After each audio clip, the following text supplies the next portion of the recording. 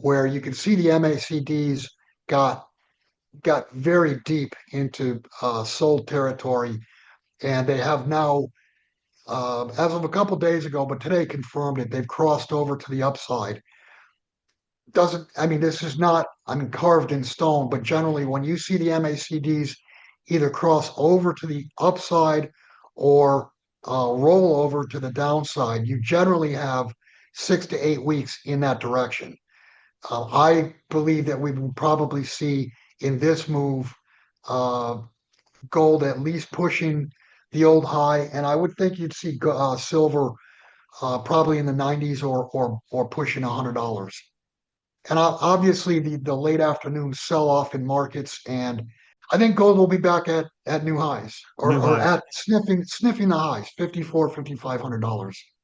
Gold and silver may be on the verge of a powerful resurgence, with technical signals and macroeconomic pressures aligning in a way that has captured the attention of seasoned market observers. The recent crossover in momentum indicators, combined with shifting geopolitical dynamics, suggests that precious metals could be entering a decisive phase after a prolonged period of volatility and correction. Bill Holter, former retail stockbroker, points to the recent behavior of the MACD indicator as a critical turning point. According to his analysis, both gold and silver entered deeply oversold territory for the first time in over a year, before confirming a bullish crossover to the upside. While not definitive, such signals historically imply a directional move lasting approximately 6 to 8 weeks. Holter interprets this as a strong indication that gold may retest or exceed previous highs, while silver could advance toward the $90 to $100 range. The correction preceding this signal was notable in both scale and sentiment. Gold experienced a decline of roughly 15 to 17%, while silver saw a far more dramatic drop approaching 50%. These moves, though severe, were viewed as necessary recalibrations within a broader bullish trend. Holter maintains that the bottom was likely established in late March, when gold briefly touched near $4,000 and silver fell to approximately $61. From his perspective, these levels represented a capitulation phase, often followed by renewed upward momentum. Despite traditional expectations, recent geopolitical tensions have not translated into immediate strength for gold and silver. Instead, both metals have behaved more like risk-on assets, declining during periods of heightened uncertainty. He attributes this anomaly to liquidity pressures, where investors sell profitable positions, including precious metals, to cover losses or raise cash elsewhere. If you're finding this analysis helpful, take a moment to like this video, subscribe to the channel, and hit the bell icon so you never miss timely updates. Gold and silver got oversold for the first time in a year or over a year. We marked bottom back on two Sunday night, Monday mornings ago. Not this past week, but the week before. Gold got down to literally 4,000, and silver got down to about $61. I do believe I called bottom late last week on both gold and silver, and I did post on posted early in the week, and then I posted again on April 2nd, where you can see the MACDs got got very deep into sold territory, and they have now, as of a couple days ago, but today confirmed it. They've crossed over to the upside. Doesn't I mean this is not carved in stone, but generally when you see the MACDs either cross over to the upside or roll over to the downside, you generally have 6 to 8 weeks in that direction.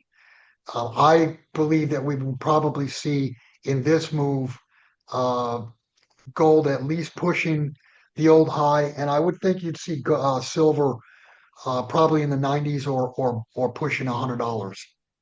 And obviously the late afternoon sell off in markets and silver and gold had to do with the ceasefire being broken. And I just want to say this: it is totally gold and silver are trading, if you want to call it, wrong. Because think about this. Let's say that all hell does break loose.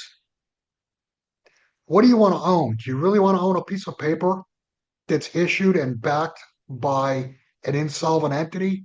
Or do you want to own real money that can and will be accepted anywhere all over the world. I mean, gold and silver should be gobbled up when things get hot, but that's not what's been happening. What's been happening, gold and silver are acting like a risk on asset as opposed to a risk off asset. And I'm just going to say that gold and silver are the ultimate risk off assets. 50 million ounces in January, a non-delivery month. We had 25 million in February, another non-delivery month. And then we started March with 52 million ounces, but ended up at 42 million ounces. And I believe that is this past March was the first month in 2 or more years where what stood for delivery on day one ended up being less on the final day. For the last 2+ years, and I'll just use the number of 100, if there were 100 ounces standing at the beginning of the month, by the end of the month, every month for 2 years plus now, it's gone to 120, 150, 200. There's always been more gained during the month. This is the first month where there was actually less standing at the end of the month. And very interesting that one day the CME actually stood, the exchange itself stood for delivery. And you would have to ask why. And the only thing I can come up with is there's no way to know whether that was delivered or not. There's no way to see. So did they hide a delivery that couldn't be made? I don't know, but that's the only thing I can come up with.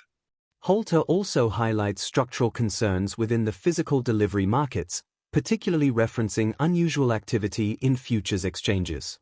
For the first time in over 2 years, the volume of contracts standing for delivery declined over the course of a month, rather than increasing. This deviation raises questions about underlying supply constraints or potential settlement issues. Additionally, he notes an instance where the exchange itself reportedly stood for delivery, prompting speculation about whether all obligations were fully met.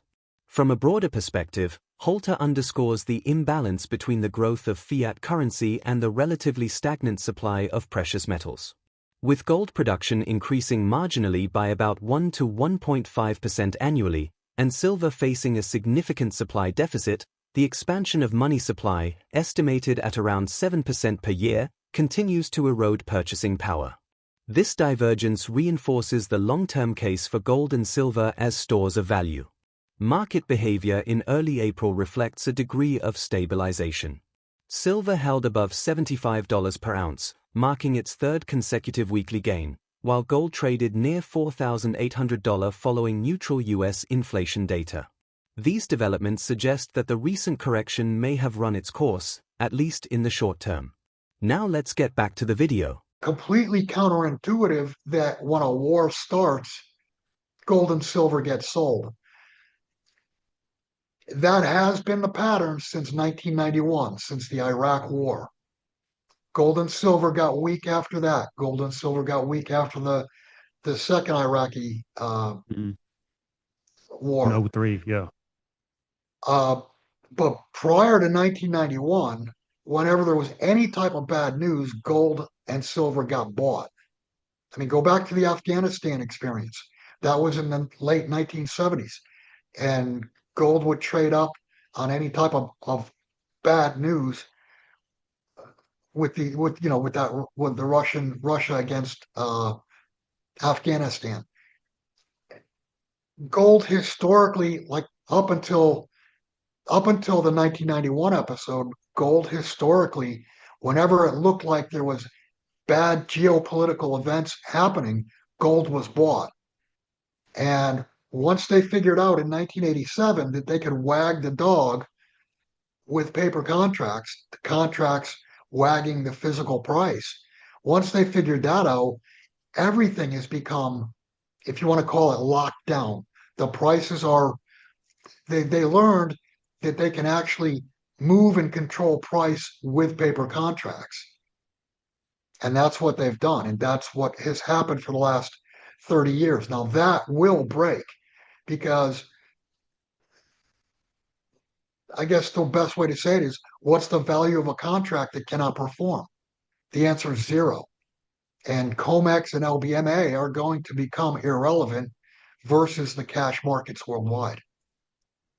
There's no question there has been a liquidity problem. And go back to the end of January, there's no question gold and silver were due a correction. Gold had a pretty significant correction. Uh, I don't know, what would you call it? I think it was 15, 17%, but silver had almost a 50% correction. That's that's a little bit overdone. But they were due a correction. And yes, there have been liquidity problems, and a source of liquidity is you sell your winners. So yes, there has been some selling of winners. And even in silver, I mean, silver had been suppressed for so many years. People came out of the woodwork looking to sell because, look, I can get over $50. I can get my money back from what I put back in, late 70s, early 80s. So gold and silver had been used as a source of funds, but in the end game, when all is said and done, gold and silver are all the funds. They're going to be all the marbles because uh, paper currencies blowing up left and right. I think gold will be back at new highs, or New or highs. at sniffing the highs, 54, $5,500. Um, the oversold does need to be worked off somewhat, so I wouldn't expect to see markets immediately turn and head down. But I think they're pretty fully valued at these levels. Hmm. And from a long-term standpoint, unless we go into a hyperinflation, and that is a possibility, unless we go into a hyperinflation, I don't see uh, equities going much higher from where we are. I mean, we are going to. This is a bounce. We're going to have a bounce, uh, but I think it'll be a weak bounce. Yeah, to an extent, but that's not the key. The key is that these mining companies collectively, we're already pretty close to peak production. I mean, the amount of Right. gold and silver, I think is already peaked, and I think gold, the production year over year was up 1.5%, something like that. I mean, just take a step back, and if gold is increasing its supply by 1.5% per year, but yet fiat money supplies are growing by, call it, 7% per year, what does that tell you? There's more and more slices of the pie of fiat, and fiat is destroying its own purchasing power by creating more and more every year. And there's not a huge amount of gold that's hitting the market every year, nor silver. And in silver's case, it's already at a 400, 500 million ounce supply and demand deficit. He further argues that mining production is nearing its peak, limiting the ability of supply to respond to rising demand. This constraint, coupled with persistent monetary expansion, creates conditions that could support significantly higher prices over time. In his view, gold and silver are not merely investment assets but foundational forms of money that will regain prominence as confidence in fiat systems declines. The interplay between technical indicators, market structure, and macroeconomic forces presents a complex but compelling narrative. While short-term fluctuations are inevitable, the underlying trends identified by Holter suggest that precious metals may be positioning for a more sustained and meaningful advance. Ultimately, Holter's outlook rests on a convergence of technical recovery, constrained supply dynamics, and systemic financial imbalances that continue to build beneath the surface of global markets. While short-term price behavior may remain inconsistent due to liquidity shifts and external shocks, the broader trajectory he envisions is one where confidence in paper assets steadily erodes, redirecting capital toward tangible stores of value. In such an environment, gold and silver are not merely expected to rise, but to reassert their historical role as monetary anchors in a world grappling with uncertainty and diminishing trust in fiat-based systems. If gold and silver are indeed transitioning into a new upward phase, what factors could disrupt this trajectory before it fully materializes? If you found this breakdown helpful, don't forget to like, subscribe, and share it with others following the gold market. Thanks for watching. Stay informed, stay balanced, and I'll see you in the next video.